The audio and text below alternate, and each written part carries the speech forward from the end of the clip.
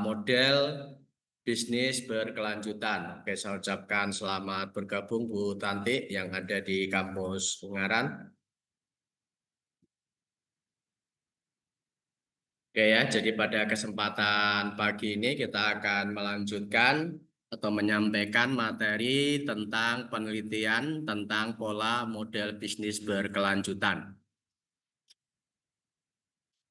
Jadi beberapa pertemuan sebelumnya tentunya di sini kita sudah berbicara banyak tentang konsep-konsep dari model bisnis berkelanjutan, kemudian juga berbagai macam implementasi-implementasi yang ada terkait dengan model bisnis berkelanjutan, di mana dari berbagai macam implementasi yang ada tentunya juga kita bisa melihat secara langsung fenomena-fenomena terkait dengan model bisnis berkelanjutan yang diterapkan di dalam suatu organisasi. Nah, sekarang kita akan mengerucut pada implementasi yang berkaitan dengan penelitian ya, bagaimana model pola-pola model bisnis berkelanjutan yang tentunya nanti di sini juga bisa dijadikan sebagai kajian-kajian ya, yang tentunya di sini juga nanti akan memberikan dampak terhadap perkembangan suatu bidang yaitu fokus yaitu pada model bisnis berkelanjutan.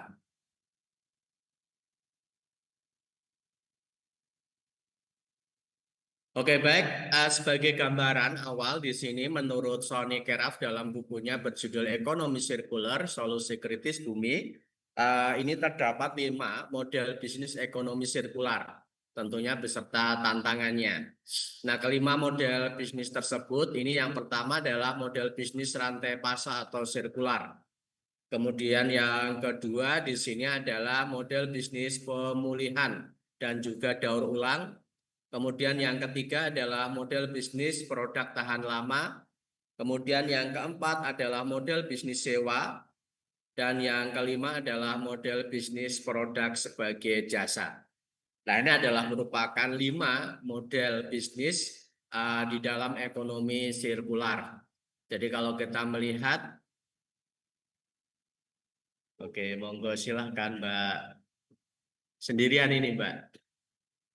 Oke. Jadi kelima model bisnis tersebut ya. Jadi yang pertama ini saya ulas kembali. Yang pertama adalah model bisnis rantai pasok atau supply chain ini ya. Tentunya di sini juga sudah sangat populer sekali dan juga sangat familiar sekali. Kemudian juga ada model bisnis pemulihan atau daur ulang. Ini isu-isunya sangat strategik sekali terkait dengan bagaimana produk-produk daur ulang ini tentunya memberikan nilai ekonomi, nilai manfaat yang tentunya di sini juga akan berdampak pada kelangsungan hidup daripada generasi-generasi yang akan datang. Kemudian juga model bisnis untuk produk tahan lama, kemudian juga model bisnis sewa. Ya, ini beberapa perusahaan juga banyak menerapkan ya terkait dengan konsep bisnis sewa ini, karena terutama terkait dengan sumber daya yang tentunya di sini membutuhkan investasi yang sangat mahal. Di samping itu juga terkait dengan maintenance atau perawatan atas sumber daya tersebut sehingga perusahaan memutuskan untuk melakukan sewa. Kemudian juga model bisnis produk sebagai jasa. Nah, oke. Nah, sekarang kita akan mengupas satu persatu daripada kelima model bisnis tersebut ya. Jadi kita bisa mulai dari model bisnis rantai pasok atau sirkular. Jadi di dalam model bisnis rantai pasok atau sirkular, Waalaikumsalam warahmatullahi wabarakatuh. Monggo, Pak. Ini konsumen ikut berperan di dalam menuntut barang kebutuhan yang berkualitas, durasi pemakaian yang lama, ramah lingkungan, zero waste, kemudian juga dengan prinsip eco-efisien dan juga eco-efektif. Dengan bahan baku yang efektif menghasilkan nilai tambah yang lebih besar. Tentunya dengan teknologi, kemasan, dan juga energi yang ramah lingkungan. Nah, ini adalah gambaran terkait dengan model bisnis rantai pasok. Jadi kita melihat di sini fenomenanya bahwasanya memang konsumen itu sudah mulai kritis ya, bagaimana mereka di dalam mengkonsumsi suatu produk itu harapannya adalah produk-produk yang memang memiliki kriteria atau spesifikasi sesuai dengan ekspektasi daripada konsumen sendiri. Nah, sehingga ada banyak sekali kriteria-kriteria atau ekspektasi yang diterapkan di dalam konsumen, dalam benak konsumen sendiri ya, bagaimana konsumen itu di dalam memenuhi kebutuhan itu harapannya adalah produk-produk yang dikonsumsi itu merupakan produk-produk yang berkualitas. Ya, jadi atribut kualitas ini tentunya juga sangat banyak sekali ya, di mana ini terkait dengan keawetan, kemudahan di dalam penggunaan, kemudian juga atribut-atribut lain. Dan ini tentunya juga kualitas ini menjadi hal yang perlu diperhatikan oleh produsen di dalam memproduksi suatu produk. Jadi tidak hanya terbatas pada produk yang menarik saja, tidak, tetapi bagaimana mampu menciptakan, mampu menghasilkan produk yang berkualitas. Tentunya melalui berbagai macam inovasi-inovasi yang menghasilkan produk yang memang benar-benar berkualitas. Nah, kemudian durasi pakai yang lama. Jadi ekspektasi daripada konsumen tentunya juga ketika mengkonsumsi suatu produk, itu produk yang dikonsumsi itu bisa bertahan untuk jangka waktu yang lama ya, awet gitu ya. Ini kalau beberapa plesetan itu ya, ada salah satu merek sepatu itu ya, ATT gitu ya, awet tekan tuwo gitu ya. Nah, mungkin ini juga tidak populer, tapi saya pernah mendengar itu ya. Nah, maka itu di situ menunjukkan bagaimana durasi pemakaian yang tahan lama ini juga menjadi pertimbangan. Karena bagaimanapun juga ketika konsumen itu mengeluarkan sejumlah uang untuk pengorbanan ya dalam rangka untuk mendapatkan suatu produk, tentunya harapannya produk yang dikonsumsi ini juga nanti bisa awet ya, tidak hari ini beli besok sudah rusak atau mungkin fungsi-fungsi yang ada sudah tidak bisa digunakan secara efektif. Namun demikian tentunya di sini juga ada beberapa pertimbangan ya pada konsumen yang kadang juga berkaitan dengan harga atau mungkin terkait dengan manfaat tertentu sehingga mereka juga mengabaikan untuk keawetan daripada suatu produk. Apalagi kalau kita melihat sekarang itu daur hidup daripada produk itu cenderung lebih cepat ya, terkait dengan produk-produk teknologi informasi. Kita beli sekarang ternyata besok sudah ada model baru gitu ya. Nah, ini makanya ini juga menjadi satu hal yang apa ya, dari sisi produsen itu memang bagian daripada strategi bisnis, tetapi bagi konsumen ini tentunya juga akan menimbulkan ya apa semacam pilihan yang lebih variatif terkait dengan kebutuhan-kebutuhan tersebut. Kemudian yang berikutnya adalah ramah lingkungan. Ini menjadi sangat penting sekali ya, di mana tentunya konsumen sudah mulai menyadari betul bahwasanya memang kerusakan lingkungan itu memberikan dampak yang luar biasa. Nah, sehingga harapannya adalah bagaimana konsumen ini memperoleh produk yang memang benar-benar ramah lingkungan.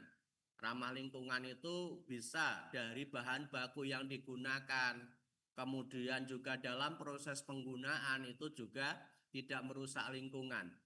Karena beberapa produk mungkin dari bahan baku yang digunakan ini ternyata akan berpengaruh terhadap kerusakan lingkungan.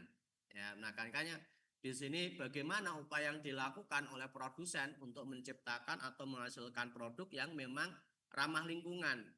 Dalam penggunaan bahan baku sekiranya ada bahan baku pengganti ya, dalam artian misalkan bahan baku yang tersedia di alam itu memang terbatas, sehingga dimungkinkan untuk ada bahan baku pengganti ya dari produk yang dihasilkan. Ini tentunya juga bisa menjadi alternatif. Atau bagaimana penggunaan ya daripada produk ini yang tentunya memang memberikan pengaruh yang ini ya sangat kecil terhadap kerusakan lingkungan. Jadi kalau misalkan berkaitan dengan penggunaan energi, sumber energi, ya sekarang banyak produsen-produsen yang mulai menggunakan sumber energi yang terbarukan. Kemudian juga pemanfaatan teknologi ya, sehingga di sini juga paperless ya. Jadi segala sesuatu tidak lagi membutuhkan kertas karena sudah terdigitalisasi. Nah, karena memang kita melihat bahwasanya bahan baku daripada kertas itu salah satunya adalah dari kayu. Nah, ini. Sedangkan ketersediaan daripada kayu yang ada di hutan ini memang sangat terbatas sekali, ya. Oke, kemudian prinsip-prinsip yang lain ya, tentunya di sini juga menjadi pertimbangan sehingga tentunya nanti di sini dengan teknologi yang memang terus berkembang ya. Kemudian juga bagaimana formulasi yang dilakukan terkait dengan produk-produk yang dilakukan sehingga inovasi-inovasi ini itu mampu ya memenuhi daripada ekspektasi daripada konsumen dan di sini juga memberikan keuntungan bagi produsen baik untuk jangka pendek, menengah maupun jangka panjang di mana orientasinya adalah pada bisnis yang berkelanjutan. Oke, itu merupakan model bisnis untuk rantai pasok atau sirkular. Kemudian untuk yang kedua, ini adalah model bisnis pemulihan atau daur ulang.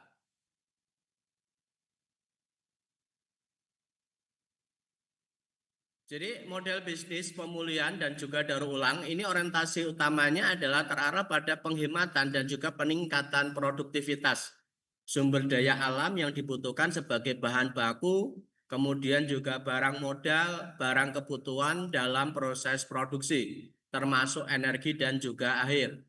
Nah, model ini dilatar belakangi oleh sumber daya air yang semakin langka dan semakin meningkatnya kesadaran akan seriusnya ancaman terhadap bumi dan kehidupan di dalamnya karena bencana lingkungan hidup secara global. Nah, ini adalah model bisnis dalam pemulihan daur ulang. Jadi kalau kita bicara dalam konteks model bisnis pemulihan dan juga daur ulang, ini kita juga sebetulnya bisa mencontoh dari negara Cina ya, di mana negara Cina itu ternyata defisit untuk sampah ya. Jadi karena di sana itu pengelolaan sampah itu sangat-sangat efektif, sehingga bahan baku sampah itu menjadi bahan baku yang memang digunakan dalam proses produksi yang mampu menghasilkan berbagai macam produk. Nah, karena kebutuhan bahan baku akan sampah ini terbatas di negara Cina, sehingga mereka itu karena kapasitas produksi itu memang sangat besar, sehingga mereka itu defisit, ya. Jadi sampah itu sampai defisit. Nah, ini menjadi satu hal yang tentunya patut kita contoh ya, patut kita jadikan sebagai teladan ya, di mana ini tentunya menjadi hal yang bertolak belakang dengan kondisi atau fakta yang ada di negara kita. Di mana kalau kita melihat fenomena yang ada itu di kota-kota besar ya, sekarang tidak cuma kota besar ya, skala kabupaten atau mungkin wilayah tertentu itu ternyata sampah itu terjadi penumpukan di mana-mana ya. Jadi ini menjadi hal yang sangat memprihatinkan karena dengan sampah ini tentunya menjadi salah satu daripada sumber bencana. Ketika sampah itu dibuang ya dengan sembarang tempat ya misalkan di sungai atau mungkin di selokan, ini tentunya juga akan memberikan dampak pada pencemaran air dan juga akan menimbulkan banjir. Kalau misalkan dibuang di tempat bukan di selokan atau mungkin di sungai, di sembarang tempat, ini pun juga akan berdampak pada polusi, ya kualitas udara jadi buruk, ya dan mungkin di sini juga akan menimbulkan berbagai macam penyakit-penyakit yang diakibatkan oleh sampah itu sendiri yang membusuk. Nah, maka perlu ada tindakan nyata tentunya ya, walaupun mungkin di beberapa daerah itu sudah menerapkan bagaimana sampah-sampah ini dikelola dengan baik ya, sehingga di situ menghasilkan berbagai macam produk ya, baik sampah organik maupun sampah anorganik. Jadi di sini kita bisa melihat bahwasannya memang orientasi daripada bisnis untuk model bisnis pemulihan dan juga daur ulang ini utamanya itu adalah bagaimana menghemat dan meningkatkan produktivitas sumber daya alam yang dibutuhkan sebagai bahan baku. Jadi kalau misalkan contoh untuk sampah-sampah organik, itu kan tentunya nanti bisa dikelola, bisa diolah menjadi pupuk misalkan kompos, atau mungkin sampah-sampah anorganik yang berupa plastik, ya itu pun juga nanti bisa didaur ulang, ya menghasilkan produk-produk tertentu yang memang bahan bakunya adalah dari sampah. Mungkin kalau dalam tayangan televisi itu ya dari salah satu merek air kemasan yang mengkampanyekan daripada pemanfaatan untuk limbah plastik daripada kemasan air itu, ya kemudian di situ menghasilkan berbagai macam produk yang tentunya itu akan memberikan nilai ekonomis. Jadi orientasinya tidak terbatas bagaimana penyediaan bahan baku yang memang di situ diambil ya dari bahan baku yang tentunya itu bisa menjadi penggantinya. Jadi dari biji plastik, kemudian dari plastik daur ulang. Ini salah satu contohnya. Nah, sehingga tentunya harapannya itu permasalahan terkait dengan bagaimana pengelolaan sampah, kemudian di sini juga memberikan solusi ya terkait dengan bagaimana sampah-sampah yang ada itu nanti bisa didaur ulang sehingga di sini juga akan meningkatkan nilai ekonomi. Ya, cuman kalau di negara kita ya khususnya kebetulan untuk pemanfaatan atau pengelolaan daripada sampah itu masih bersifat parsial ya. Di beberapa daerah sudah menerapkan sistem pengelolaan sampah yang efektif ya, menghasilkan berbagai macam produk. Namun itu juga baru sebatas percontohan-percontohan saja ya, tetapi belum ya sepenuhnya itu diterapkan di seluruh wilayah. Kalau mungkin diterapkan di seluruh wilayah, tentunya di sini akan memberikan dampak yang sangat baik. Oke. Baik, itu merupakan model bisnis yang kedua ya dari model bisnis untuk ekonomi sirkular. Kemudian untuk model bisnis yang ketiga di sini adalah model bisnis untuk produk tahan lama. Nah, di sini daripada menciptakan produk yang tidak tahan lama, produsen ini menawarkan durasi produk yang memang dirancang secara ekologis sejak awal untuk dapat digunakan dalam jangka waktu yang lama. Kemudian mengedukasi pelanggan agar berani membayar dengan harga yang lebih mahal untuk barang yang lebih tahan lama. Nah, ini. Jadi selain itu daripada produsen itu membujuk agar konsumen itu lebih sering membeli produk baru. Konsumen didorong untuk lebih bangga dan juga memperoleh citra sosial sebagai tokoh masyarakat yang peduli dan juga berkontribusi menyelamatkan bumi dan juga kehidupan di dalamnya. Nah, jadi ini adalah model bisnis sirkular yang ketiga, di mana ini adalah untuk model bisnis produk tahan lama. Jadi produk-produk yang dikonsumsi oleh konsumen ini tentunya juga ekspektasi atau harapan daripada konsumen atas produk itu adalah produk yang dikonsumsi itu adalah merupakan produk yang tahan lama. Jadi apapun produknya ya harapannya ya ketika konsumen itu memberi sepatu itu juga harapannya produk yang digunakan dipakai itu bisa awet ya. Awet itu tentunya dalam jangka waktu yang tertentu ya, bukan kemudian hari ini dibeli 1 bulan kemudian sudah rusak. Nah, ini tentunya juga sangat mengecewakan. Nah, bagaimana upaya-upaya yang dilakukan oleh produsen di dalam menciptakan produk yang berkualitas? Karena bagaimanapun juga ketika produsen ini menciptakan produk yang berkualitas, maka tentunya untuk jangka waktu pemakaian atas produk itu juga lebih lama pada konsumen, ya. Sehingga tentunya di sini juga konsumen itu tidak sering melakukan pembelian ya untuk produk yang digunakan. Ya, dalam artian contoh misalkan konsumen membeli sepatu karena awet ya, karena tahan lama, maka konsumen itu bisa menggunakan sepatu itu dalam jangka waktu misalkan 2 tahun ya, sampai bosan istilahnya. Nah, maka tentunya di sini konsumen itu akan melakukan pembelian ya sampai pada batas waktu yang memang menunjukkan produk yang dipakai itu sudah menunjukkan tanda-tanda kerusakan. Tetapi berbeda ketika produk ini yang dikonsumsi itu tidak awet. Misalkan dalam jangka waktu 1 bulan sudah rusak, maka konsumen akan membeli kembali, dan terus membeli.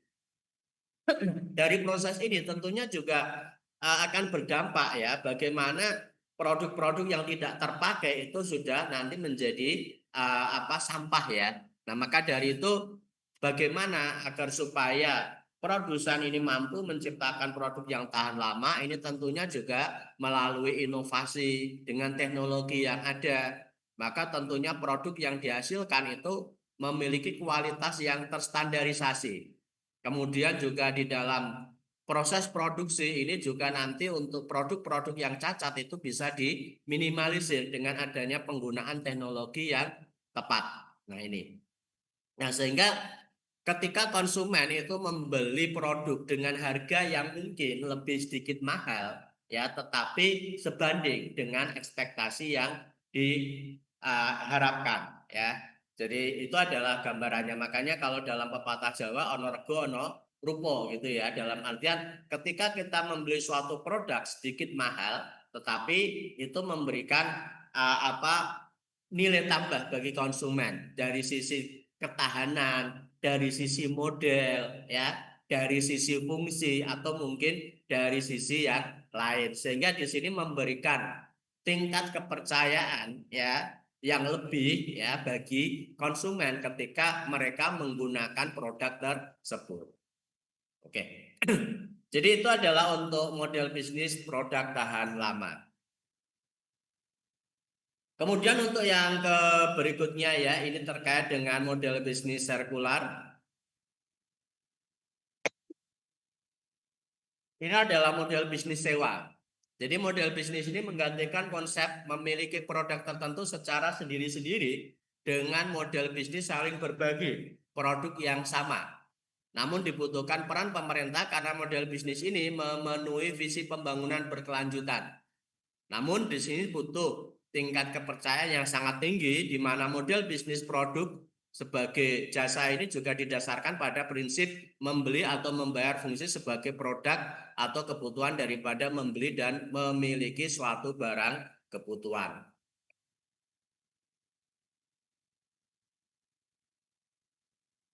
Jadi ketika kita bicara dalam konsep model bisnis sewa ini memang pemahamannya sekarang juga sudah mulai banyak ya perusahaan-perusahaan ya, di mana ketika mereka menggunakan sumber daya untuk dialokasikan di dalam investasi untuk aset-aset tertentu, kemudian ditambah lagi dengan biaya perawatan, ini ternyata kosnya lebih mahal. Jadi sebagai contoh misalkan ada sebuah perusahaan di mana di situ mereka menyewa untuk jasa transportasinya.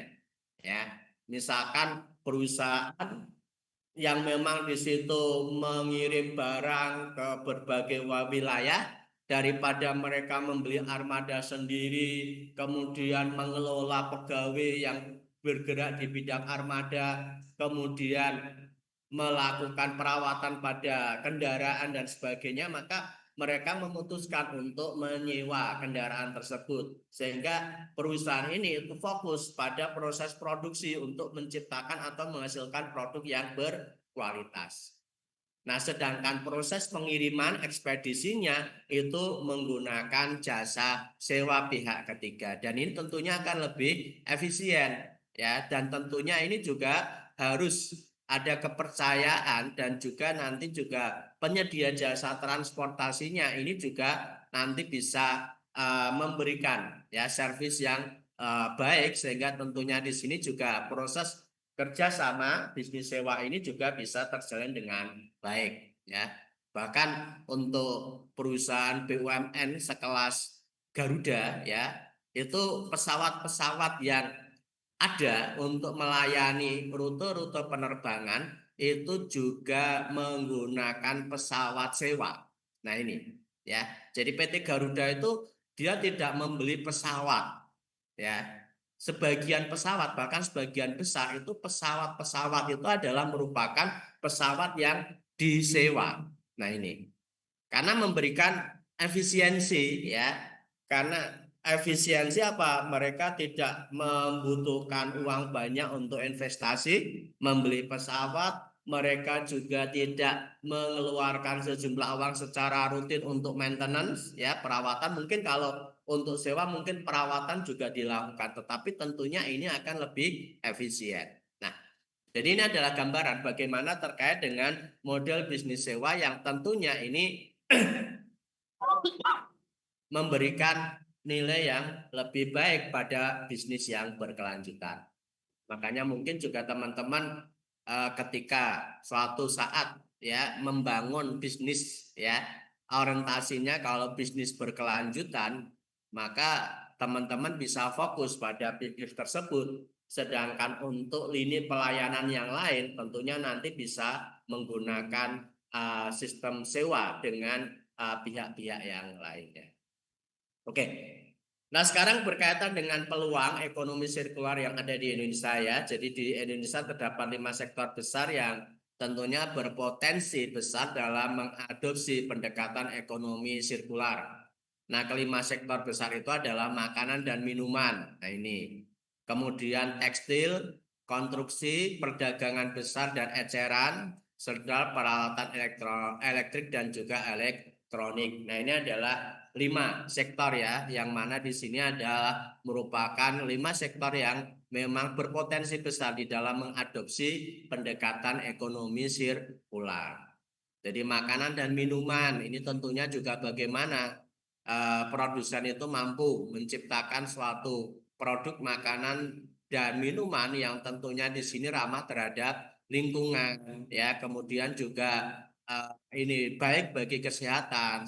Sehingga tentunya di sini juga kalau kita melihat sekarang sudah mulai banyak ya produsen-produsen yang menciptakan produk-produk makanan dan minuman yang inovatif dan tentunya di sini juga memberikan manfaat bagi kesehatan. Nah, oke. Jadi kelima sektor ini merepresentasikan hampir sepertiga dari PDB Indonesia dan juga mempekerjakan lebih besar 43 juta orang di tahun 2019. Nah, saat ini sektor makanan dan minuman ini juga merupakan penghasil limbah terbanyak dibanding dengan 4 sektor yang lain dengan jumlah 57,4 juta ton dan diproyeksikan meningkat sebesar 54% dari di tahun 2030. Nah, ini hal yang juga harus diperhatikan ya. Jadi di satu sisi memang ketika kita melihat fenomena di dalam bisnis di sektor makanan dan minuman itu ternyata juga merupakan penyumbang daripada sampah ya. Yaitu di sini diprediksi kenaikannya 54% di tahun 2030. Nah, ini sangat luar biasa. Ya, gambaran kalau kita melihatlah bagaimana sampah yang dalam bentuk ini ya makanan itu ya. Jadi kalau membusuk juga baunya sangat-sangat menyengat, juga sangat-sangat rentan, nanti juga akan menimbulkan berbagai macam penyakit. Nah, maka itu juga harus diperhatikan bagaimana pengelolaannya. Jangan sampai kemudian ini tentunya memberikan dampak atau masalah tersendiri bagi masyarakat. Nah, sehingga pendekatan sektor dalam pendekatan sirkular dalam sektor ini dapat menghasilkan keuntungan ekonomi, lingkungan, dan juga sosial yang berarti di tahun 2030 Indonesia ini berpotensi menghasilkan tambahan PDB sebesar 593 sampai 638 triliun, mengurangi limbah di tiap sektor sebesar 18 sampai 52%. Dan emisi CO2e ini sebesar 126 juta ton dan juga penggunaan air sebesar 6,3 miliar meter kubik serta menciptakan 4,4 juta lapangan kerja baru dan juga menambah tabungan rumah tangga hampir 9% dari anggaran yaitu 4,9 juta di tahun 2030. Nah, itu adalah merupakan ekspektasi ya peluang-peluang yang tentunya juga ini peluang ini bisa dioptimalkan ya dengan menerapkan ya pengelolaan atas sektor-sektor industri yang memang memberikan dampak secara langsung ya, tetapi peluang ini juga tentunya nanti juga bisa terbuang sia-sia manakala itu tidak bisa dikelola dengan baik. Nah, optimisme kita juga tentunya harapannya nanti apa yang menjadi peluang ekonomi sirkular di Indonesia ya di tahun 2030 itu memang bisa benar-benar terrealisasi. Oke.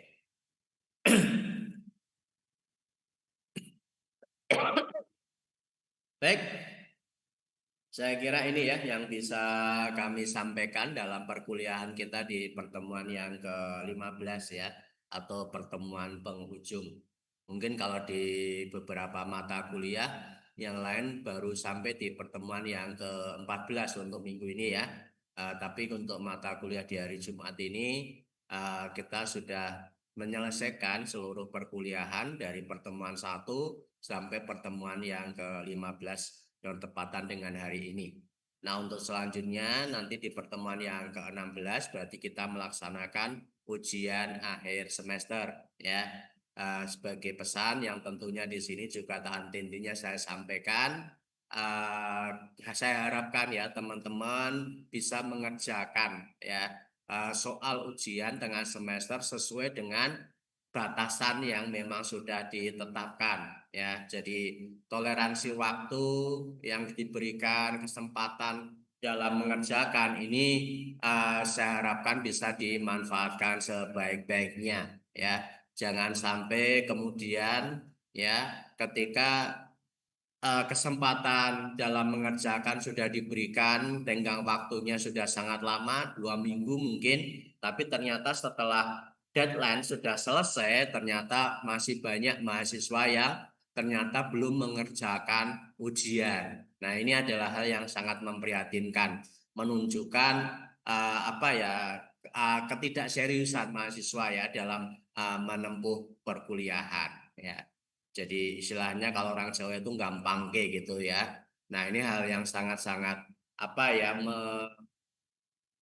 ini memprihatinkan bersama ya. Nah, maka dari itu kita harapkan bersama ya budaya untuk mengerjakan dengan tepat waktu itu tentunya di sini juga harus kita terapkan. Oke, baik. Saya kira ini yang bisa kami sampaikan dalam perkuliahan untuk mata kuliah Sustainability Business Model. Nah, dari saya secara pribadi, apabila dalam penyampaian materi dari pertemuan 1 sampai pertemuan yang terakhir ini 15, apabila ada hal yang tidak berkurang berkenan, ya, atau mungkin kesalahan, baik disengaja ataupun yang tidak disengaja, dengan segala kerendahan kami menyampaikan permohonan maaf ya. Oke, saya ucapkan terima kasih kepada Bapak Ibu dosen pendamping yang dari pertemuan 1 sampai pertemuan sekarang selalu setia ya menemani. Ada Ibu Heni Susilowati, kemudian ada Bapak Febian Taruji dan juga Ibu Tantik Sumarlin. Oke, baik. Saya akhiri. Selamat pagi. Wassalamualaikum warahmatullahi wabarakatuh. Waalaikumsalam warahmatullahi wabarakatuh. Terima kasih Pak Miftah. Sama-sama Pak Fabian.